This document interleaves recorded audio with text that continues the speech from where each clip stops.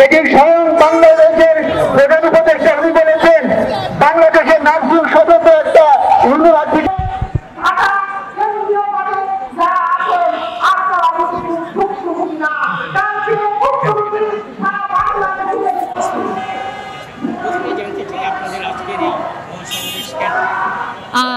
মহাসমাবেশ আসলে হচ্ছে আমাদের যে ঐতিহ্য, আমাদের যে নার্সিং অধিদপ্তর, আমাদের যে অধিকার, আমাদের যে মানে চাওয়া পাওয়া, সেইগুলো নিয়েই আজকে আমরা এখানে দাঁড়িয়েছি।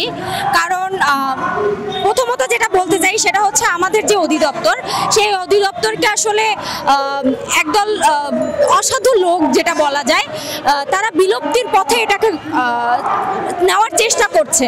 কিন্তু আসলে আমরা যে সমাজের কত বড় একটা রত্ন, এটা মানুষ হয়তো বা যখন রোগে শোকে এবং অন্যান্য যে কোনো সময় হোক তারা এটাকে বুঝতে পারে বা তারা এটা ফিল করে। সব থেকে বড় প্রমাণ আপনারা করোনাতেই দেখেন যে আমরা আসলে এই একে অন্যের পাশে আসলে সবাই দাঁড়াই, কিন্তু আসলে একজন ডাক্তার এবং একজন নার্স তারা পাশাপাশি একে অপরের সম্পূরক।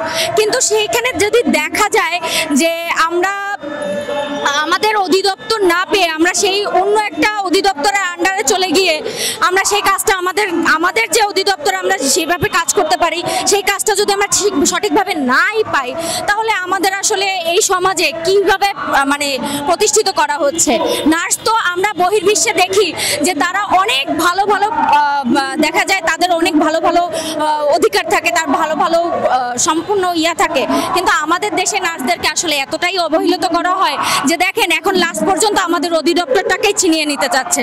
আমরা এটারই প্রতিবাদ করতে আজকে এখানে দাঁড়িয়েছি, যেন আমরা আমাদের অধিকারকে রক্ষা করতে পারি, প্রতিষ্ঠা করতে পারি, এবং আমাদের এই যে সবাই একসাথে আমরা এখানে উপস্থিত আছি, যেন এই মানে একাত্মতা আমরা সবার সামনে তুলে ধরতে পারি যে না, আমরা সারা বাংলার নার্স একসাথে আজকে এখানে দাঁড়িয়েছি আমাদের মানে নার্সিং পেশার কল্যাণে, আমাদের নার্সিং অধিদপ্তরকে রক্ষা করতে, যেন আমরা সমাজের সামনে বহির্বিশ্বে একটা ভালো মানে যেতে পারি, যেন আমাদের দেশকে যেরকম পিছিয়ে ধরে তোলা হয়, বহির্বিশ্বে কিন্তু এই জিনিসটাকে অনেক সুন্দর করে প্রফেশনকে তুলে ধরা হয়। কিন্তু আমাদের দেশে কিন্তু নার্সদেরকে এতটাই অবহেলা করা হয়। আজ দেখেন কিছুদিন আগেই আমাদের একটা নার্সের গায়ে হাত তুললো, কেউ কোনো প্রতিবাদ করেছে? কোনো সংবাদ মিডিয়া কেউ কোনো প্রতিবাদ করেছে? করেনি।